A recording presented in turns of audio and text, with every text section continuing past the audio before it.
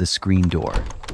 That sound, that specific snap and slap of a wooden frame against a metal jamb. If you grew up in Louisiana in the 1960s, your whole childhood is in that sound.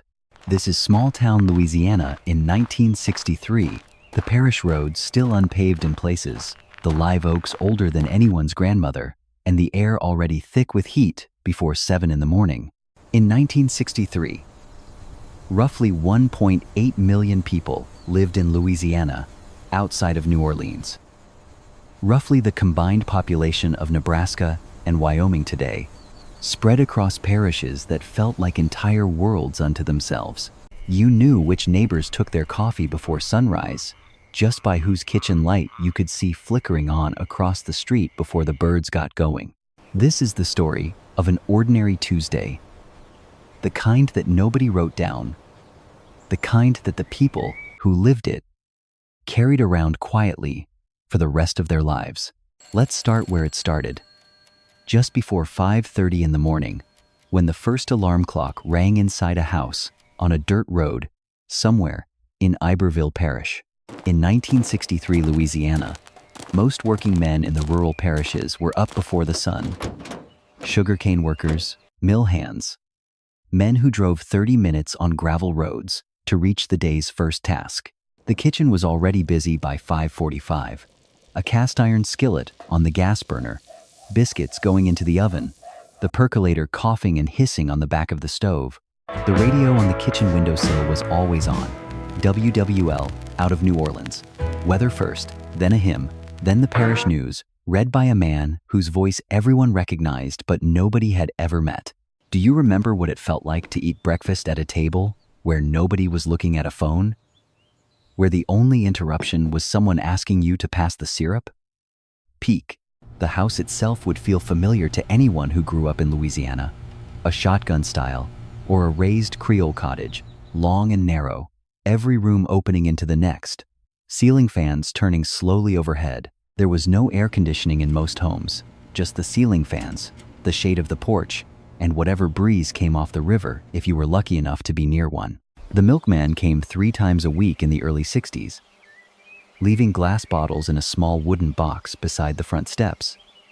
And he knew if Mrs. Fontenot hadn't taken hers in by 9, something was wrong. By the time the school bus came down the road, the kids had already eaten, packed their lunches in brown paper bags, and been told at least twice not to scuff their shoes before noon. Consider this. In 1963, there were more than 4,000 one-room schoolhouses still operating across the American South, more than the total number of Starbucks locations in the entire United States today. The neighborhood came alive slowly, screen doors opening one by one, the sound of each one slightly different in pitch, a small symphony that meant the parish was waking up. The smell of that morning is something you either remember or you don't. Chicory coffee, magnolia outside the window, and underneath it all, the low green smell of the bayou just past the tree line. By 8 in the morning, the men were gone, the children were at school, and the neighborhood settled into its daytime rhythm. A rhythm that moved at the pace the heat allowed. Down the block, the corner store had been open since 6. Mr. Broussard behind the counter, the same apron every day, the same wooden stool, and the same cup of coffee he'd poured at 6 and forgotten to finish. He knew everyone's tab, and he never wrote them down. The total lived in his head alongside their birthdays, their children's names, and exactly how they liked their bologna sliced. The corner store is one of those things that sounds simple until you realize what it actually was. It was the one place in the parish where nobody needed an appointment and everybody already knew your name. Peak. That store had a screen door too, and on a Tuesday in June, it stayed propped open with a brick from about 7 in the morning until Mr. Broussard went home for lunch and locked up for an hour. And that was morning in Louisiana in 1963. Quiet but not silent, slow but never stopped. Already warm enough by 9 o'clock to make you respect the shade. The main street of a Louisiana parish town in 1963 was nothing like a shopping mall and everything like a living room. You went there to get what you needed and stayed because of who you'd run into. The barbershop opened at 8, and the conversation inside never really stopped. It just changed participants throughout the day, the way a river stays full, even as the individual water moves on. The diner 2 doors down was called something with the owner's name in it and served the same lunch plate every Tuesday. Red beans and rice, a piece of cornbread, and iced tea, so sweet you could stand a spoon in it. Think about what it meant that you could eat a full hot lunch for 65 cents in 1963. That's equivalent to roughly what a large fast food combo costs today, except the cook knew your mother. In the summer of 1963, Louisiana had more than 600 small towns with a population under 5,000, each with its own diner, its own barbershop, its own version of Mr. Broussard behind a counter. The children were at school until 3, but in the summer, that whole calculus changed. They were out the door after breakfast, and the only rule was home before the streetlights came on. Peak.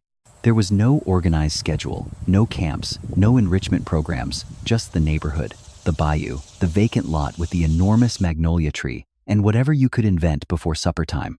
The bayou was the boundary, and the playground both. You learned early which banks were solid and which were mud. You learned to read the water before you ever read a map. The work that most men did in the rural parishes was the kind that left marks on their hands. Sugarcane, the petrochemical plants, beginning to appear along the river, timber, and the ever-present work of keeping a farm running through a Louisiana summer. A gallon of milk cost about 22 cents in 1963. A loaf of bread was about 20 cents, and a man making $3,000 a year was considered to be doing all right for himself in a Louisiana parish town. The Catholic Church sat at the center of most Louisiana parish towns the way town halls did elsewhere. Not just physically, but socially. It was where you got married, where you buried your dead, and where you saw every face in the community at least once a week. The church bulletin announced everything worth knowing: births, deaths, who needed meals brought over, when the Ladies' Altar Society was meeting, and which families were having a crawfish boil that Saturday. Do you remember the feeling of living in a place where the news about your neighbors traveled faster than any newspaper could print it? Not gossip exactly, just the way small communities metabolized information. Peak. The phone lines in much of rural Louisiana in 1963 were still party lines. One line shared among several households, which meant that picking up the receiver at the wrong moment was its own kind of social event. The drive-in theater on the edge of town opened on Friday nights, but all week long, the kids rode their bicycles past it, the way you orbit something you're looking forward to. Consider this. In 1965, there were more than 4,000 drive-in theaters operating across the United States, more than the total number of Walmart and Target stores combined in America today. The gas station at the edge of the parish road was a full-service stop. Someone came out to pump your gas, check your oil, and wipe your windshield without being asked, and a gallon cost about 30 cents. Main Street was the afternoon place for women who had finished their morning housework. They walked, they ran errands, they stopped and talked in doorways in that unhurried way that seems almost impossible to imagine now. The Five and Dime store was a miracle of the ordinary, a place where 15 cents could make a child's entire afternoon. Between the candy counter, the comic rack, and the toy section that took up half of the back wall, the comic rack at the Five and Dime was 12 cents a copy, and a boy who had saved his allowance for a week felt genuinely wealthy standing in front of it. Louisiana summer had a particular midday quality that anyone who grew up there still carries in their body. The moment between noon and 2, when the heat pressed down so completely that even the insects slowed and the whole parish seemed to exhale and wait. That was when the older men sat in the shade at the back of the hardware store, when the diner cook sat on a milk crate out back for 20 minutes, when the whole town rested the way working people rest. Briefly, and without apology, the hardware store is one of those things that has changed so completely that most people under 40 have no real reference point for what it used to be. It was a place where a man could walk in and describe a part he needed, and the person behind the counter would reach into a wooden bin and hand it to him, without a SKU number, without a computer, without a 14-aisle search. The blacksmith shop on the edge of town was technically still operating in 1963, though it mostly did farm equipment repair by then, a holdover from a world that was already becoming a memory. Here is what has vanished completely and cannot be recovered. The general pattern of a community where most of what you needed was within walking distance of where you lived, and the people providing it knew your history. Peak. The Rexall drugstore had a soda fountain along one wall, 6 stools, and a pharmacist who could describe the side effects of anything you were taking in plain language that your doctor had somehow neglected to mention. An ice cream soda cost about 20 cents, and if you were a child who ordered one on a hot Tuesday in July in Louisiana, you had made the single best decision available to any human being in the Western Hemisphere that afternoon. The afternoon radio programs began at 2. Soap operas that the women of the household followed with the same seriousness that people today bring to prestige television, except you had to imagine everything. The television, if you had one, was a black and white set in a large wooden cabinet that stood in the living room like a piece of furniture the family orbited around after supper, not during the day. In 1963, only about 91% of American homes had a television. And in rural Louisiana, that number was somewhat lower, which meant that for a good portion of people in the parish, the radio was still the primary voice in the room. The afternoon light in Louisiana comes in at a particular angle around 4 o'clock that turns everything gold. The Spanish moss, the pecan trees, the unpainted wood of the older houses. Everything looks like it has been brushed with something warm. The county fair came once a year in October, and from late August onward, the children began a slow campaign of anticipation that involved drawing pictures of the Ferris wheel and arguing about which ride was best. The cotton candy machine, the ring toss with the glass bottles, the man who guessed your weight for a quarter, the smell of powdered sugar and fried dough on a cool October Louisiana night. There's nothing in the modern world that maps onto that exactly. Peak. Back in the neighborhood on an ordinary Tuesday, the afternoon meant the children started drifting home from the bayou and the vacant lots, sunburned and muddy and completely satisfied in a way that required no explanation.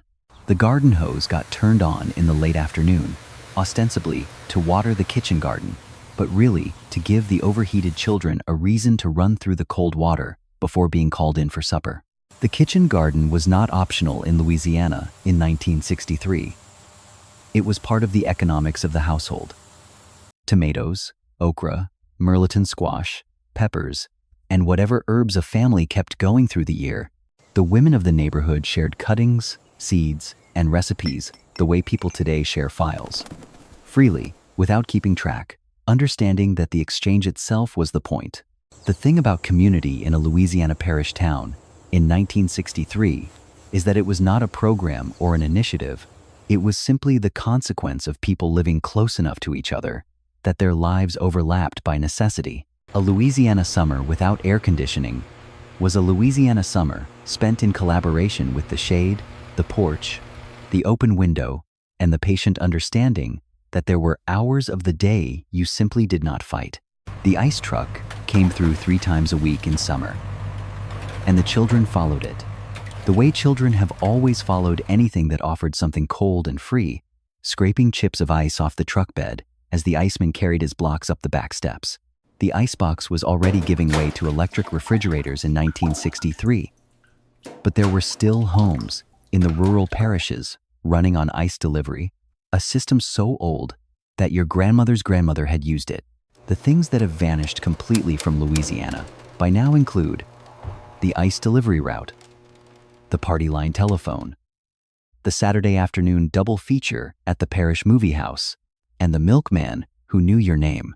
The Saturday matinee at the parish movie house cost 25 cents for children, which meant it was within reach of nearly every child who had done their chores, and the line on Saturday afternoon went down the block and around the corner. The Zydeco music coming from someone's backyard on a Tuesday was not unusual.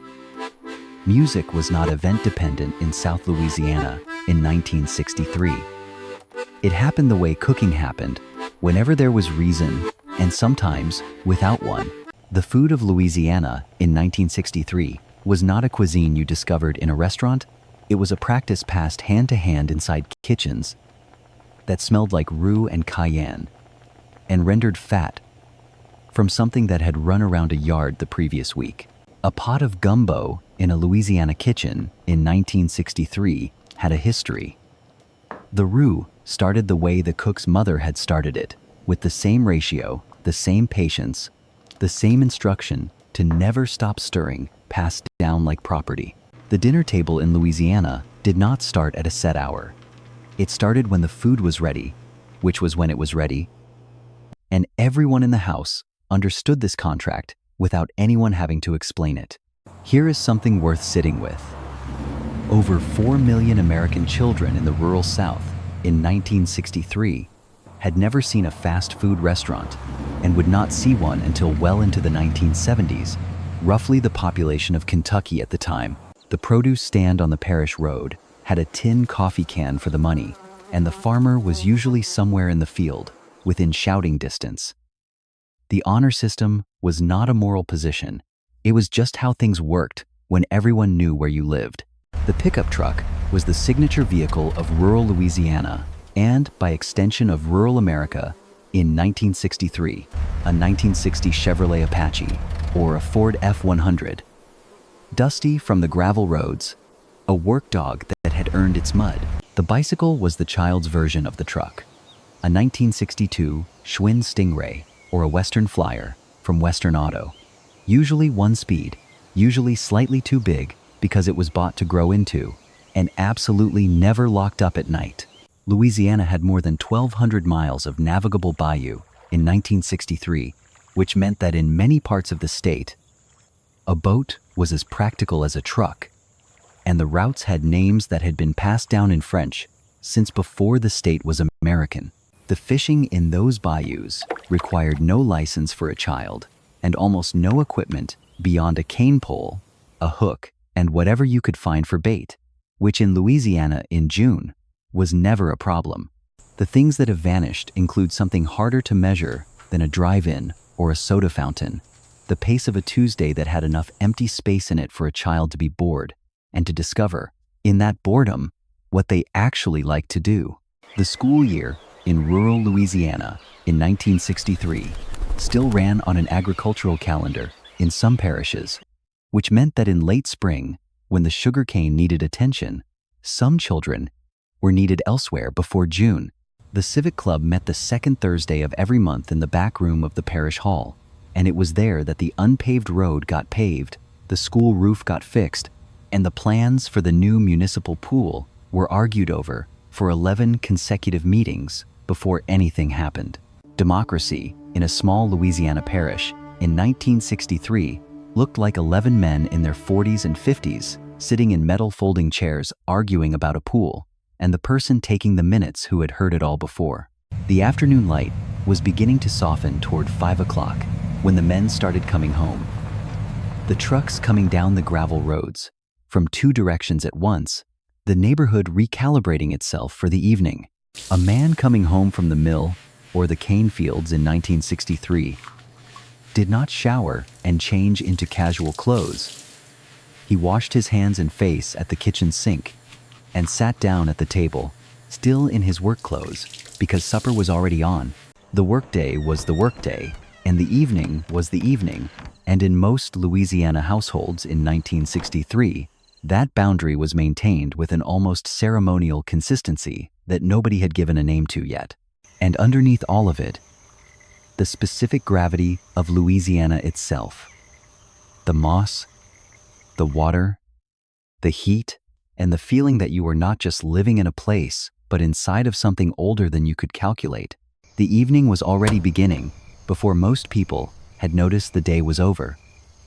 And there was still the table to sit at, the front porch to find after supper, and whatever the evening air decided to give you before it was time for bed.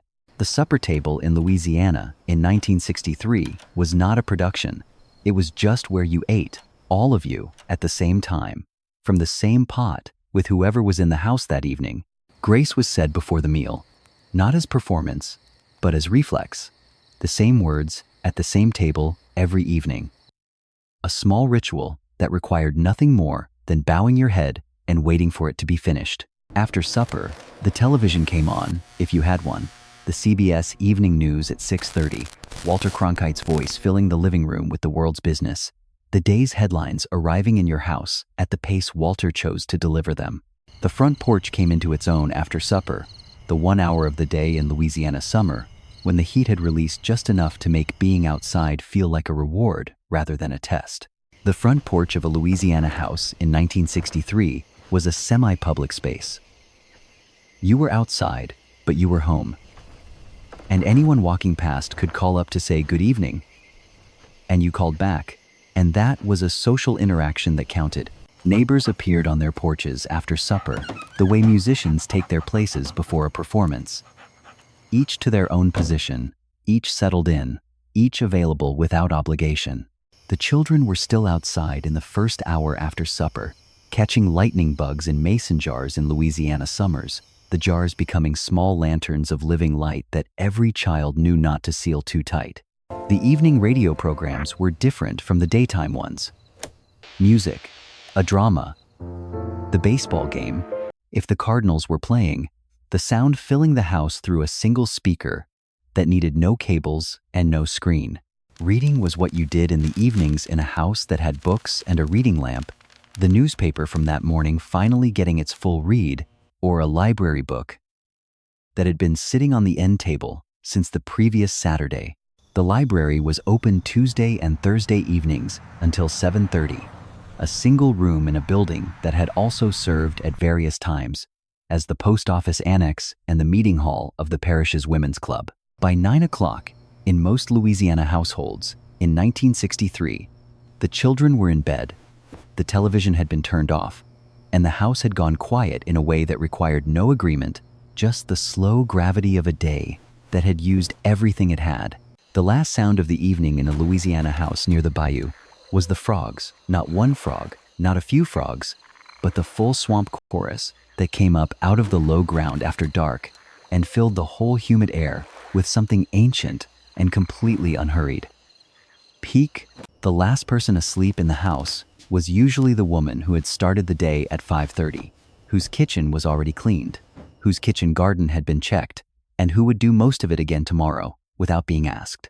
The house went dark by 10, and the street was completely quiet by 10:30. The porch lights off, the kitchen windows dark, the whole block breathing slowly under the live oaks in the Louisiana night, which was never entirely silent, but was its own kind of rest.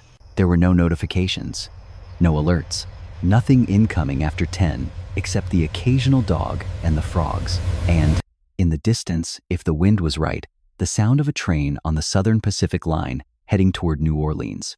The ordinary Tuesday in Louisiana in 1963 ended as it began, with that screen door sound.